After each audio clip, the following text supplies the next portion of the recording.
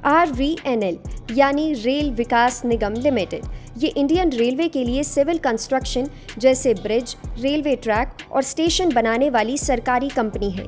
इसका शेयर इस वक्त 405 रुपए पर है, लेकिन brokerage house antique stock broking ने इसे सेल करने की सलाह दी है और टारगेट दिया है सिर्फ 216 रुपए, यानी करीब 45% की गिरावट। तो क्या आपको भी ये शेयर बेच देना चाहिए या इसमें कुछ बड़ा गेम छुपा है? चलिए जानते हैं पूरी स्टोरी। अभी RVNL का शेयर 405 पर है। पिछले 1.5 महीने में इसने 295 रुपए से रिकवर करके 405 तक का सफर तय किया है, यानी करीब 37% की रिकवरी। लेकिन जुलाई 2024 में ये 645 तक गया था, उसके मुकाबले अब ये काफी नीचे है। अब एंटीक स्टॉक ब्रोकिंग नाम की ब्रोकरेज ने बोला है कि RVNL में बिकवाली करो। इन्होंने सेल की रेटिंग दी है और शेयर का टारगेट प्राइस बताया है 216 रुपए, क्योंकि कंपनी का परफॉर्मेंस वैसा नहीं है जैसा सोचा गया था। अब बात करते हैं RVNL के Q4 यानी 2025 के आखिरी 3 महीने के रिजल्ट्स की। कंपनी का रेवेन्यू पिछले साल से सिर्फ 5% बढ़ा, लेकिन जो एनालिस्ट को उम्मीद थी उससे ये 17% कम रहा। EBITDA यानी ऑपरेटिंग प्रॉफिट, ये भी 15% गिरा और अनुमान से 24% कम रहा।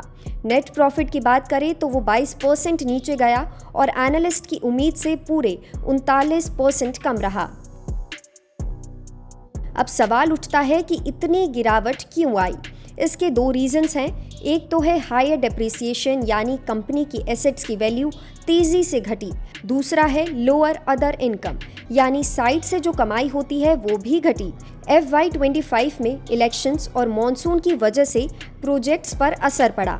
ऊपर से रेलवे मिनिस्ट्री से फंड मिलने में देरी हुई, जिससे प्रोजेक्ट्स टाइम पर पूरे नहीं हो पाए। इसका सीधा असर कंपनी के एग्जीक्यूशन पर पड़ा। अब कंपनी ने कहा है FY26 में हम 10 से 11% रेवेन्यू ग्रोथ करेंगे। कंपनी के पास 970 बिलियन की ऑर्डर बुक है।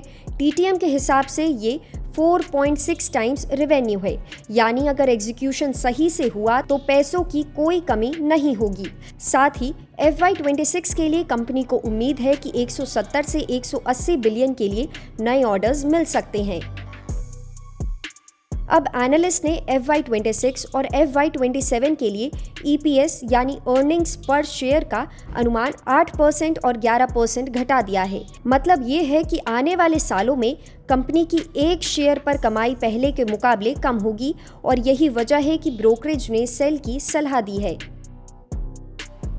अब कंपनी सिर्फ इंडिया में नहीं, इंटरनेशनल लेवल पर भी काम कर रही है। मैनेजमेंट ने कहा 40 से 45% फ्यूचर प्रोजेक्ट्स विदेशों से लाएंगे। FY26 में इंटरनेशनल एक्सपोजर 40 बिलियन रुपए का है और अगले कुछ सालों में इसे 2 से 3 गुना करने की तैयारी है। सिर्फ कंस्ट्रक्शन ही नहीं, अब company metro operations, battery energy storage और ऑटोमेटिक सिग्नलिंग जैसे नए सेक्टर में भी जा रही है। मतलब डाइवर्सिफिकेशन पर पूरा फोकस है। ऐसे में अगर आप RVNL के शेयर में इन्वेस्ट करने या निकालने की सोच रहे हैं तो अपने फाइनेंशियल एडवाइजर से सलाह ज़रूर लें। आपकी इस मामले पर क्या राय है, हमें कमेंट सेक्शन में ज़रूर बताएं और ऐसी ही खबरों के लिए देखते रहें जी बिजनेस।